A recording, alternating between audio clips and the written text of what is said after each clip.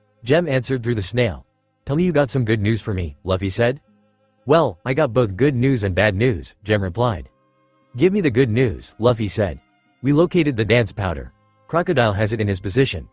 Once you take him out, we should be able to grab it, Jem said, causing Luffy to smirk. That is good news, Luffy replied, sounding slightly happy. He asked. We found out that Crocodile has Baroque Works agents posing as both rebel soldiers and royal guards, Jem said, causing Luffy to chuckle. What a devious man you are, Crocodile, Luffy said with a chuckle. He is trying to cause conflict no matter what. Quite ingenious, he added. Yeah, it is. Anything else I can do for you? Jem asked. No, that's it for now, Luffy replied. Okay, Jem said before both hung up the phone. Luffy then put the snail back into his pocket and then downed his glass of whiskey before he jumped off the building that he was sitting on and began making his way back to the rest of the crew. Luffy walked for a while until he arrived at the spot where he left his crew only to find that they were not there. He hypothesized that they found someplace to sleep and were catching up on their rest. The one person that was there was the old man named Toto. He was still digging a hole in the ground with his old worn-out shovel. I see you're still digging, old man, Luffy said as he stood at the top of the hole looking down at the old man with an emotionless look on his face. The water is still here, the old man replied without looking at Luffy. The dream of Yuba is too strong to be beaten by some sand. The king left this land here to me, so I'll dig out the sand as many times as it takes, he said with conviction, causing Luffy to smirk and grab a shovel on the side of the hole before jumping in with the old man. Okay, now let's dig, he said as he started digging the hole with the man. Luffy used armament hockey on the shovel to strengthen it as he was digging. He then began to dig the hole a lot faster than what the old man was doing. In just 10 minutes Luffy dug a hole 10 feet deep, causing the old man's eyes to widen in shock. You dug that deep in just this short amount of time? The man asked as he looked around the hole. It would have been deeper, but I'm just too tired from walking all day, Luffy said as he wiped the sweat off his forehead. Why don't you go inside and rest? I can handle the rest, the old man said with a smile. Thanks, old man, Luffy said before he jumped out of the hold and headed to where he sensed his crew sleeping. He opened the door to the inn and saw each member of his crew on their own bed sound asleep. He looked around and found an empty bed and plopped himself down on it before closing his eyes and going to sleep. Next day the entire crew was up bright and early. They were all standing in the stop where they first met Toto the previous day. Toto was standing there as well, ready to see the straw hats off. I am sorry that there isn't anything more I can do for you, Princess Vivi, the old man said in a sad tone. Please don't worry about it, Vivi said with a smile. Well, we should be off now, Toto, she added. Oh wait, here you go Luffy, the old man said as he walked up to Luffy with a small jug with a straw and tea. Here, take this with you, he said as he handed it to Luffy. You found water then? Luffy asked as he took the jug from Toto. Yes, I hit a moist level after you left last night, he said with a smile. That water there is the moisture I was able to extract from the damp sand, he said. Thank you, I'll drink this with care, Luffy replied with a smile. The group then set out on their journey through the desert once again, this time making their way to Kotoria. Luffy had planned to summon a cloud to take them there in no time, but there was something he needed to do first. As they were walking, they walked past a dried and shriveled up desert tree. Deciding to put his plan into motion, Luffy plopped himself down and leaned against the tree and folded his arms. His crew didn't notice at first, so they continued walking. Usopp was the first to notice and quickly spun around and yelled at Luffy. Luffy, what are you doing over there? He yelled, asked while pointing at his captain, getting everyone's attention. Luffy didn't say anything, he just closed his eyes and pretended to ignore them. Luffy? Nijiko asked, trying to see if he was okay. Is everything okay? Vivi asked as she walked towards Luffy. He looked up at her and spoke. I quit, he said, confusing everyone. What do you mean? Nami asked while looking at Luffy.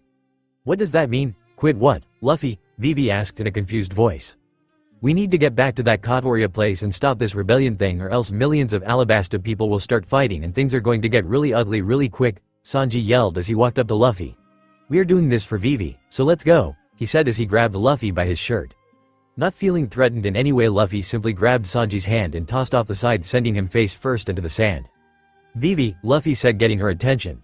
Right now, all I want to do is kick Crocodile's ass and make this country my territory.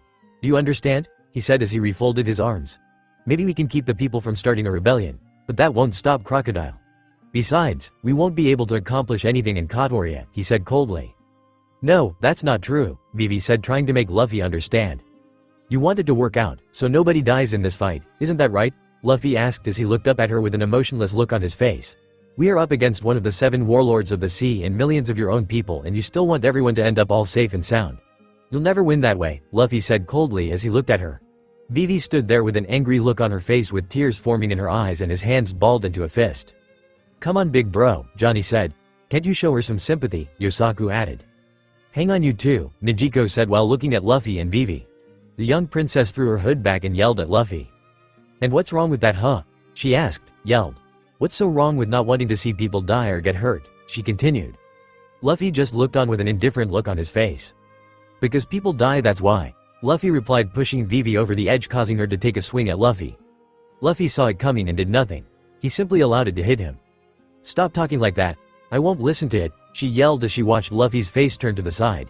If you keep talking like that, I really am going to hurt you, she yelled, causing Luffy to chuckle at what she just said. And let me guess, you think it is only okay for you to die, huh? Luffy asked as he turned and looked at the princess. You think just putting your life on the line is enough to stop this from happening? He asked as continued to look at her with an emotionless look on his face. Vivi now had tears streaming down her face as she looked at Luffy. What else can I put on the line? I don't exactly have anything else to give, Luffy, she croaked out between sobs. And here I thought we were friends, Luffy said with a smile, causing her eyes to widen. You got our lives to put on the line, he added, causing her to look around at the rest of Luffy's crew and see them all smiling and nodding at her. Luffy then got up and dusted himself off, adjusted his straw hat, and spoke to the princess in a cold, emotionless voice. Now, tell me where I can find Crocodile, he said as he narrowed his eyes. Luffy is right, that does seem to be the quickest way of ending all of this, Vivi said as he wiped the tear away from her eyes. Yeah, and we can finally stop wandering around the desert. It was beginning to get old, Zoro said as he folded his arms. So, where is he? Sanji asked, causing Vivi to pull out a map and unroll it in front of everyone. This where Crocodile is, Rainbase, she said while pointing on the map. It is a city north of our current location, and about a day's journey from here, she said. Good, now stand back, Luffy said as he looked up to the sky. I'm going to summon a thundercloud to take us there. As soon as it arrives, I want you all to hop onto it as quick as possible and hold on tight, he a cloud. What, why? Nijiko asked. Because I am going to need to get it as high as possible to a point where there is enough moisture in the air to sustain it, he explained. Everyone then looked up to the sky and saw a large thundercloud coming down from the sky. It bigger the ones they usually see from Luffy, much bigger.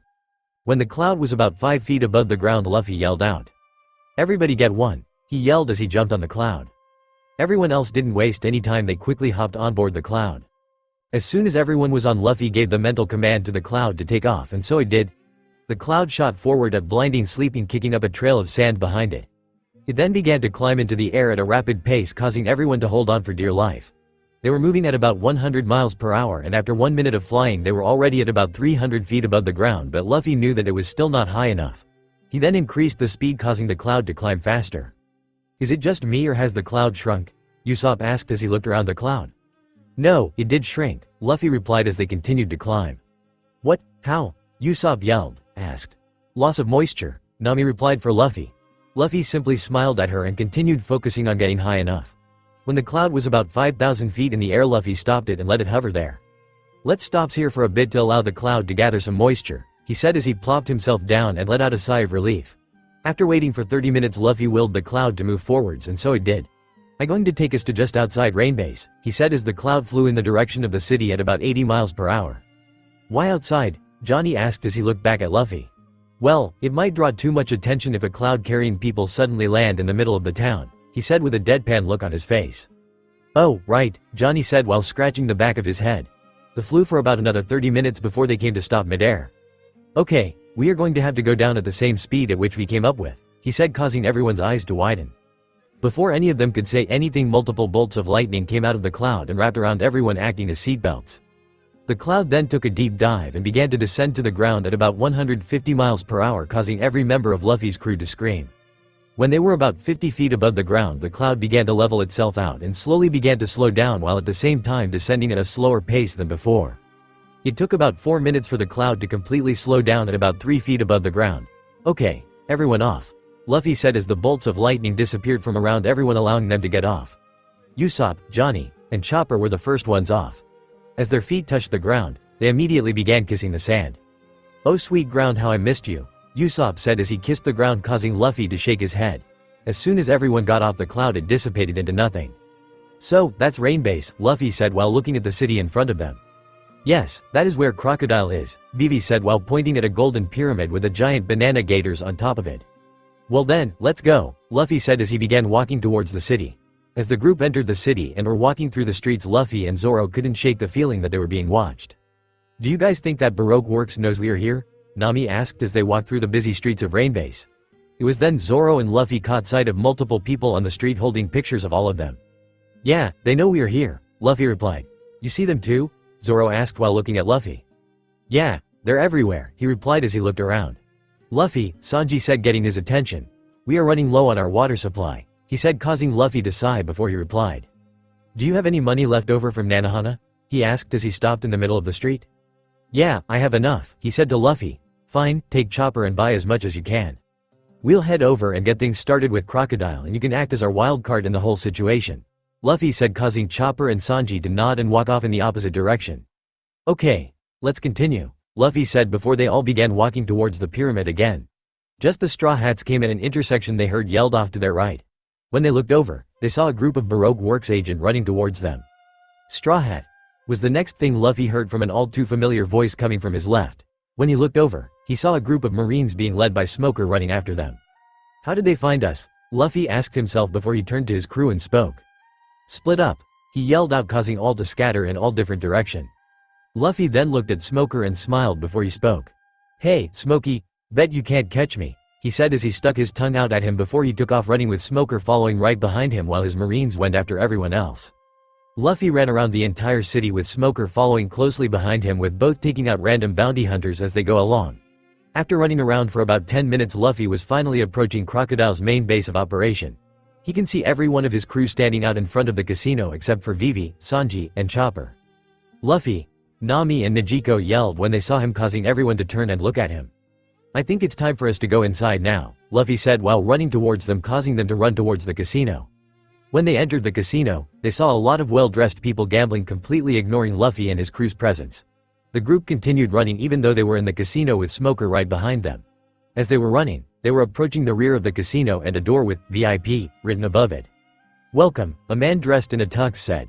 "The VIP room awaits you," another man said, causing Luffy to raise his eyebrow. Luffy could tell it was a trap, but it was nothing he was all too worried about, so he went along with it. "Did he just say a VIP lounge?" Usopp asked while running. "Do you think it could be a trap?" Nami asked. "Maybe. Only one way to find out," Luffy said as he kicked open the door. As the doors came open, the group found themselves running down a long hallway. "Hey, Captain," Zoro said while running. "The hallway splits up ahead," he said. "It says VIPs go left and pirates go right." Luffy read the two signs out long. "Let's go left," Nami and Usopp yelled out. Luffy doubts that sign really means anything. He was sure that both would lead to the same place, a trap. "Sorry, but we're pirates, so we are going right," he said, causing all of them to groan while he smiled. As they made the turn, they came upon a dead end. "Huh?" was the one thing they all said. "Straw Hat," Smoker said, joining them. Just as Smoker arrived, the floor gave way, revealing it to be a trapdoor, causing all of them to fall through. Luffy and Smoker were the only ones to land on their feet, while everyone else well laid out on the ground. Luffy decided to see where they were, so he had a look around and saw that they were in a rather large prison cell. "Well, seems we're caught," Luffy said nonchalantly. "The bars are made from sea prism stones as well," Smoker added as he touched the bars. "Guess we're stuck here," Luffy said as he took a seat on the bench that was inside the cell. "Guess so," Smoker agreed as he too sat down on the bench, but making sure there is some distance between him and Luffy. "How can you two be so calm?" Luffy's crew yelled. "Calm down. We have company," Luffy said as he narrowed his eyes and looked out of the cell. Everyone looked out of the TTING in a pretty large chair behind a desk, staring at all of them with a smug smile on his face. "Crocodile," Luffy said in a monotone voice. Chapter 24. One of the 7 warlords of the sea, Crocodile. Luffy and most of his crew were currently trapped in a prison cell made entirely of sea prism stone. Luffy was currently sitting on the bench inside the cell with the Navy captain from Luge Town, Captain Smoker. Luffy's crew, on the other hand, was having completely different reactions to being trapped in a cage when compared to their captain. Nami, Usopp, and Johnny were panicking while trying to pry the bars open with their bare hands, while Najiko and Yosaku were sitting in the corner of the cell trusting that Luffy had a plan to get them out of there, while Zoro was sitting on the floor with his back leaned against the bars, sleeping without a care in the world. While the crew were having their own reactions to being trapped in a cage, Luffy and Smoker were sitting on the bench with a 2 feet space between them, staring out at the cell at the man sitting on a big armchair with a desk in front of him, staring at all of them with a smug smile on his face. "Would all of you stop struggling?" Crocodile said smugly while looking at the trapped pirates. "You'll all die here together, so why don't you stop struggling and accept your fate?" he said before he started laughing maniacally. The 3 members of Luffy's crew who were panicking earlier began to sweat slightly and immediately huddled together before they all yelled out at once. "I don't want to die," the 3 of them yelled out, causing Luffy's eyebrow to twitch ever so slightly. "Would you 3 put a sock in it?" Luffy yelled, shutting them up and waking Zoro up in the process. "I told you earlier to calm down, didn't I?" he added rhetorically.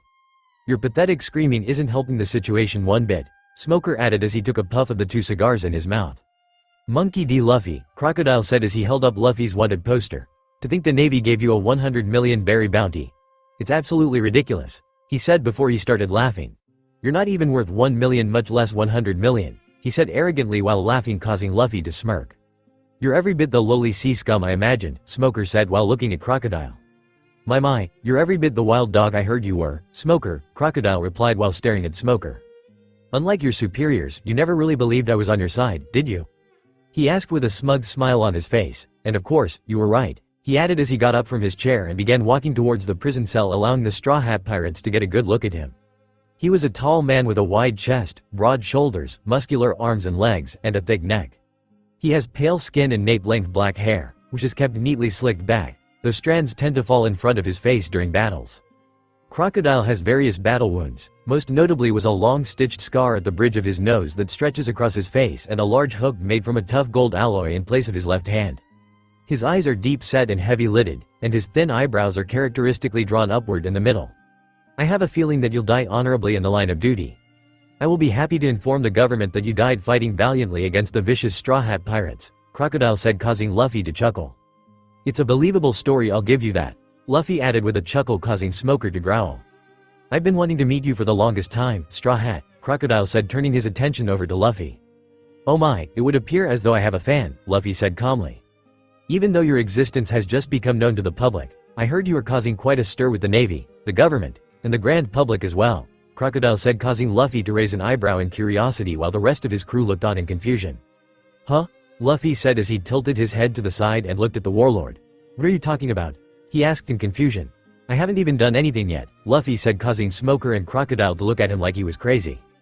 "Wait, you mean to tell me you don't know?" Smoker asked while looking at Luffy. The Straw Hats looked at the Marine captain with confusion written all over their face. "Know what?" Luffy asked. Crocodile walked back over to his desk and grabbed a newspaper before walking back over to the cell and showed it to the group. When everyone saw the newspaper, all their eyes except for Luffy widened in shock at what they were seeing. Luffy just smirked. He saw the front page. On the front page of the newspaper was a picture of Luffy standing on the execution platform in Luge Town with his arms spread out wide while a beam of sunlight pierced through the thundercloud-infested sky, shining down upon him like a spotlight from heaven. As if the picture wasn't shocking enough, the headline just made the picture look even more shocking. The headline read, "The Next King of the Pirates?" Zoro saw the picture and immediately remembered seeing that scene in person at Luge Town while the rest of Luffy's crew were seeing it for the first time. "I take it you remember doing that?" Crocodile asked as he folded up the paper. "That was about a month ago, and come to think about it, I hadn't read the paper since we entered the Grand Line," Luffy replied with a shrug. "Well, since then at least every week there's a news story about you," Crocodile said to Luffy, surprising him. "From you slaughtering an entire city of bounty hunters to you overthrowing a king in the Drum Kingdom." Crocodile enlightened, causing Luffy to take on a serious look on his face and narrowed his eyes slightly. "Which mean that someone has been following us," Luffy thought to himself. The idea of him being followed by someone all this time and he didn't notice anything rubbed him the wrong way. He is going to need to find this person because he cannot run an underground crime syndicate and have someone following him like this. That is just asking for trouble. Luffy placed it at the back of his mind for now, opting to deal with it later. But enough about you, Straw Hat, Crocodile said, knocking Luffy out of his thought. It would appear that our guest of honor has arrived, he said, causing Luffy to raise an eyebrow. Guest of honor? Nami asked with confusion written all over her face. Just as she asked that question, the doors on top of the staircase behind Crocodile opened and in walked Vivi and Ms. All Sunday. Crocodile! Vivi shouted from at the top of the staircase. Vivi! Nami and Nejico yelled out in surprise while Luffy just sat there with an emotionless look on his face.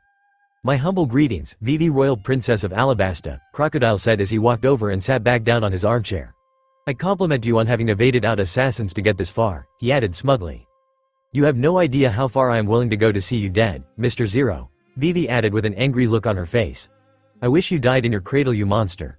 She yelled before she leapt forward to attack Crocodile with her peacock slasher. Luffy saw this and sighed at the princess's foolish attempt to kill the warlord. This country would still be peaceful if it wasn't for you, she yelled. Peacock string slasher. She yelled as she thrust her peacock slasher forward, slicing clean through Crocodile's head and the back of the armchair. Luffy's crew saw this and had their eyes widen in shock while Luffy and Smoker looked on with an unchanging looking on their face before they both spoke at the same time. Not going to work, they said in a monotone voice simultaneously. Just then Crocodile's entire body turned to sand before it began to reform into Crocodile's body behind Vivi. Feel better? Crocodile asked from behind Vivi, scaring her. As a native of this country, you must surely know that I have the power of the sand fruit, he said as his body reformed and he grabbed the princess and placed his right hand over her mouth and his left hand with that. Want to become a mummy? He asked with a smile on his face while Luffy's crew began screaming at him to let the princess go. Have a seat, princess, Crocodile said, ignoring the Straw Hat as he placed the princess down on an empty armchair opposite from his own with the princess's arms bounded behind her. The party is just about to begin. Isn't that right, Ms. All Sunday? He asked while looking over at the woman with the cowboy hat on. Yes, she replied as she pulled out a pocket watch. It is exactly noon right now. Time for Operation Utopia, she said, getting Luffy and Smoker's attention. Utopia? Nejico asked while looking at the woman. What's Operation Utopia? Usopp asked, causing Crocodile to start laughing maniacally. It will mean the demise of the Kingdom of Alabasta, Ms. Wednesday, he said while looking at Vivi. I'm going to wipe it off the face of the map as though it never was, he said, causing the princess to gasp out in shock. Damn you, Vivi said while biting her lips. Just what do you think you are going to do to Alabasta? She asked in an annoyed tone. Princess, would you like to know what kind of people I despise above all others? Crocodile asked with a smirk. Those hypocrites preach endlessly about the happiness of the people, he said. You plan to kill my father? The princess asked. You'll be dead before you can get close to him, she screamed with a crazy look on her face. You needed shout. I'm not going to touch a hair on his head, Crocodile said with a sinister smile on his face. He is not even worth killing. Instead, I will have him experience a humiliation worse than death, he said, puzzling everyone except Luffy. What's worse than death? Usopp asked himself as he looked out of the cage. Have him live and watch all of his people die, Luffy said to Usopp as he pulled out his bottle of whiskey and 2 glasses. As a king, that's a fate worse than death, he added as he poured some whiskey in both glasses before sliding one glass over to Smoker. Smoker looked at the glass and then looked at Luffy before he growled and pushed it back towards Luffy, causing him to chuckle at the Marine captain's sense of duty. Monster, Nami whispered out as she stared at the warlord. I demand that you tell me, what is this Operation Utopia? Vivi yelled out, causing Luffy to chuckle at the princess getting everyone's attention once again. What's so funny? Nami yelled at Luffy. It's funny that the princess thinks that she is in a situation to make demands, he said with another chuckle, causing Crocodile to chuckle along with him. Another thing that's funny is when she said Crocodile would be killed before he gets close enough to her father, he added before he took a sip of his drink. Sorry to say this, princess, but he can get as close to your father as he wants to, cause it is a simple fact that your father's royal guard is made up of just regular human beings. People like me, Smoker, and Crocodile, were monsters in human skin, Luffy said coldly while looking at the princess. Vivi stared at Luffy with an angry look on her face. In her mind, he wasn't helping the situation one bit. All he was doing was sitting there drinking without a care in the world, and that really made her mad. Luffy's crew were having multiple reactions to what Luffy just said. Nami and Usopp were wondering if Luffy had a once of sympathy in his system, while Nejico, Johnny, and Yosaku were trying to figure out what Luffy had planned to get them out of here. Zoro on the other and was wondering why he wasn't on the list of monsters Luffy just named. Is it because he didn't have a devil fruit? Smoker, however, agreed with everything Luffy just said, even though he would never admit it. Now isn't that the truth? Crocodile said while looking at Luffy. Hell, I wouldn't be surprised if he doesn't already have the king, Luffy said before he took another sip of his drink. When everyone heard that, they all snapped their heads around at Crocodile to see his reaction. When Crocodile heard what Luffy said, he started to laugh manically once more, causing all their eyes to widen in shock, while Vivi was pale as a sheet as she stared at Crocodile with a grief-stricken look on her face. And the fact that we had the opportunity to meet Mr. 2, I can only hypothesize that you are going to have him impersonate the king, Luffy added in a monotone voice while staring at Crocodile. Well, aren't you a smart-on, Straw Hat, Crocodile replied smugly. The only question that remains is what you are going to have Mr. 2 do while he impersonates the king. Is he going to kill his own men? Name you king? Or is he going to kill his own loyal subjects? Luffy asked while looking at the warlord. It doesn't really matter which one he does really. All of them are going to bring out the same reaction out of people, he said before taking another sip of his whiskey. What do you mean? Nejico asked while looking at Luffy. Whatever Mr. 2 does as the king will spread throughout the entire country. Rebels from different towns and cities will mobilize, and citizens who once had faith in the king will take up arms. Soon the entire country will rebel against the current king, which would lead all of them to one place and one place only, Luffy said as he narrowed his eyes and stared at Crocodile through the bars. Alubarna, he said in an emotionless voice. Is that your plan? Vivi yelled at Crocodile. Is that it? Have all the people in the country overthrow my father? She yelled out. No, that's not it, princess, Luffy said, getting her attention. Earlier he said he wanted to wipe Alabasta off the face of the map. Him overthrowing the king does nothing of the sorts. This leads me to believe that he has something planned for everyone once they reach Alubarna, Luffy added as he looked at the warlord before a smirk slowly crept on his face. Isn't that right, Scarface? Luffy asked with a smug smirk on his face. Looks like Straw Hat got you there, Mr. Zero, Ms. All Sunday said, causing Crocodile to growl and look at her. Enough fooling around, he said before he turned and looked at Vivi. It is time for us to head to Alubarna ourselves, Ms. Wednesday, he said before he reached into his coat and pulled out a small golden key. If you would like to come with us, then please do. Or you can try and save them, he said as he held up the key from Vivi to see. The key to the cell, Usopp said as he stared at the key. The warlord then stretched out his hand with key and held it over a hole in the floor that seems to lead to another room under the one that they were in. Vivi immediately began to struggle and try to break free from her bonds just as Crocodile let go of the key, causing Luffy's crew's eyes to widen in shock. At the last moment, the princess finally broke free from her bonds, but sadly it was too late. The key fell through the hole in the floor down to the lower level. Oh no, Vivi said in a dejected tone. It won't be too long until the rebels and the royal army battle to the death in Alubarna. If you hurry you might just make it in time, Crocodile said in a condescending tone. To stop the rebellion, you need to leave at once, Ms. Wednesday. Will you do that or try and save your friends instead? He asked with a chuckle, causing the princess to clench her fist in anger. If you chose the latter, it doesn't help that I accidentally dropped the key in the banana gator's den, Crocodile said smugly. Just then inside the den of the banana gators a rather large gator came up and ate the key. Oh no. A banana gator ate the key. Vivi yelled as she looked down the hole. Luffy's crew began to give up hope of escaping while their captain just sat there as though everything was alright. I am terribly sorry, Crocodile said as he began walking towards the staircase the Ms. All Sunday. But we must be going. Time is of the essence, he said as they walked away, and the two doors began to open for them to exit. Oh, and speaking of time, this room will be destroyed in exactly 1 hour, he added, causing a few eyes to widen. Innocent citizens are a bunch of mere pirates who have no future. It's time to choose, but to be honest, the odds are quite low for both, he said as he turned and looked at the distraught princess. I hope you like gambling, Ms. Wednesday, because like they do on the tables upstairs, you are going to have to roll the dice, he said before he started to chuckle once more. Just like I did with this country. It was quite easy with all fools that live here like those rebels and that foolish old man digging in Yuba, he said, causing Luffy's head to raise slightly and his eyes to narrow onto Crocodile. Now Crocodile, Luffy said, getting the warlord's attention. You wouldn't happen to mean that dried up old guy, do you? Luffy asked in a dangerous tone of voice that caused Zoro to get up and move away from his captain. Of course, he replied smugly to Luffy. That old fool keeps pecking away all day at an oasis that's long dead. Even as he is plagued by constant sandstorms, he keeps digging away.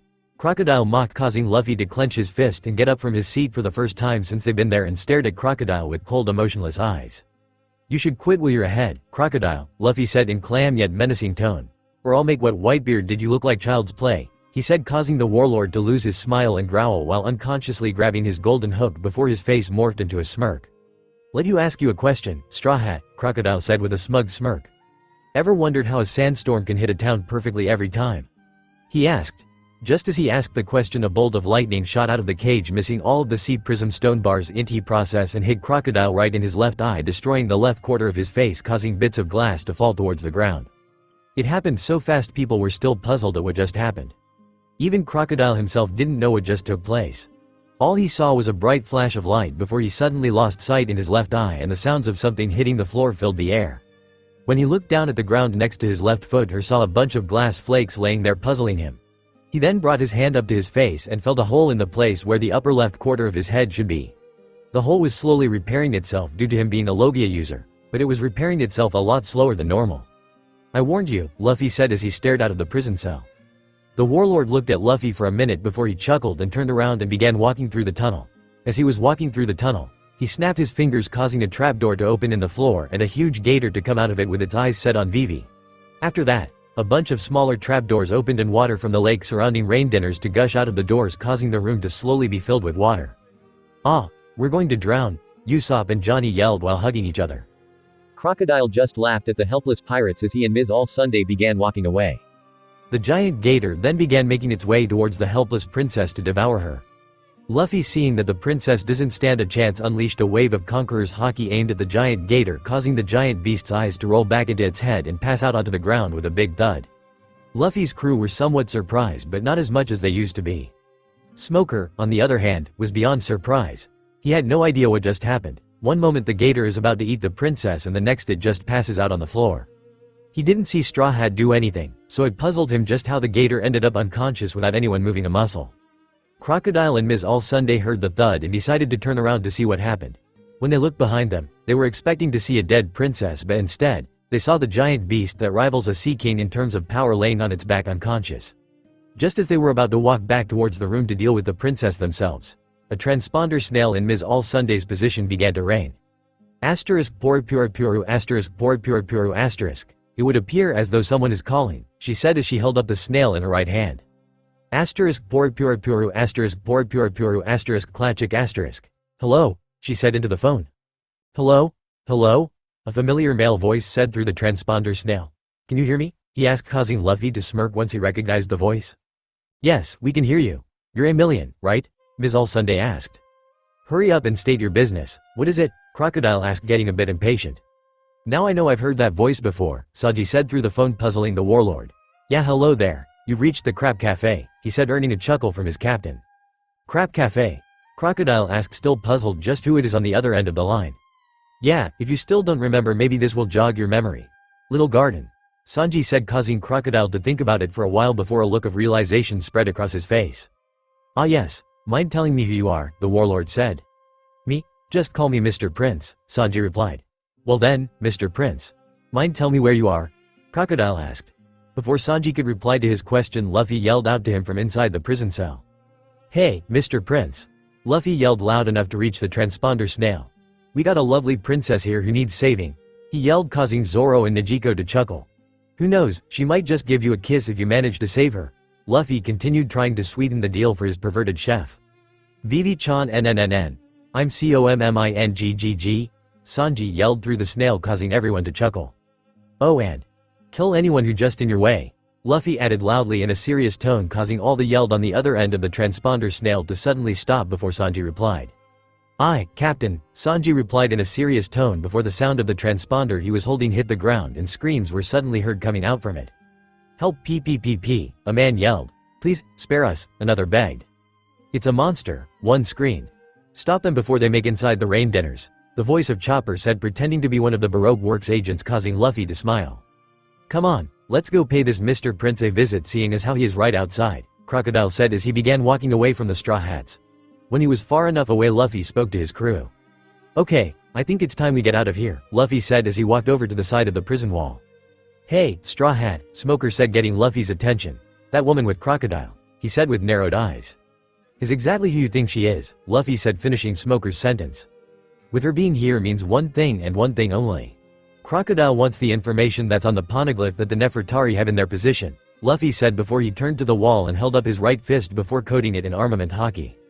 "When building a prison cell to hold devil fruit users, you should put sea prism stones all over the cell, not just the bars in the front," Luffy said before he punched the concrete wall with his haki-coated fist, causing the entire cell to vibrate for a while before cracks slowly worked their way throughout the wall, causing it to come crumbling down. "You mean you could have escaped here anytime you wanted?" Nami, Vivi, and Usopp yelled at Luffy as they all exited the cage. Well yeah, Luffy replied nonchalantly. Nami was about to shout something else at her captain, but before she could, the entire build shook violently. What the hell is going on up there? Nezuko asked as he looked around. I think we got bigger problems down here, Yosaku said, as she said that the sounds of glass breaking windows shattered, causing even more water from the outside to pour in. Damn, that shockwave coupled with the water pressure from the outside caused the windows to break, Luffy enlightened with a sigh. And on top of that I can't swim, he stated to himself, but loud enough for everyone to hear. He was about to speak again, but before he could, the voice of his chef interrupted him.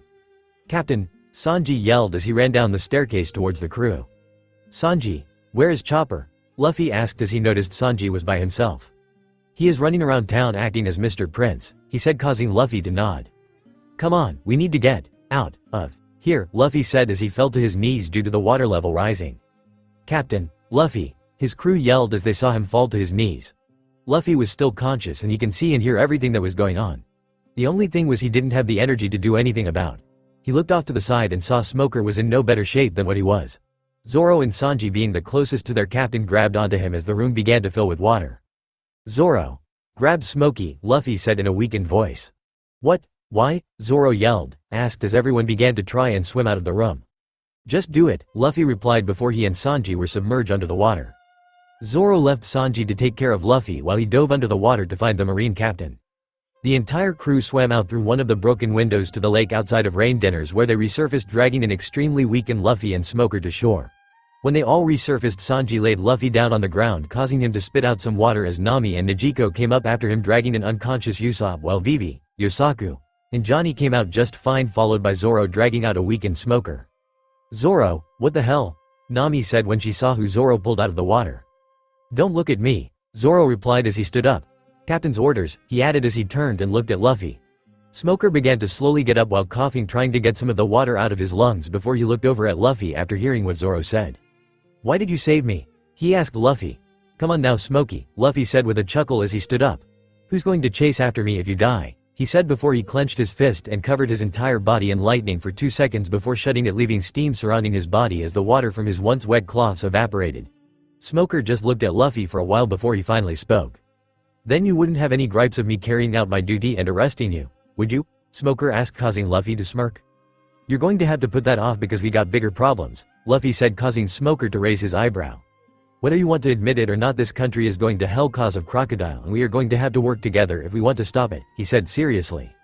Why do we need to do that? Smoker asked as he lit the cigar he had in his mouth.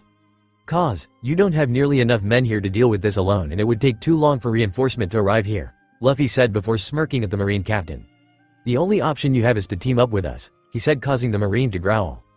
You make it sound like you have multiple options, Smoker noted, earning a chuckle from Luffy.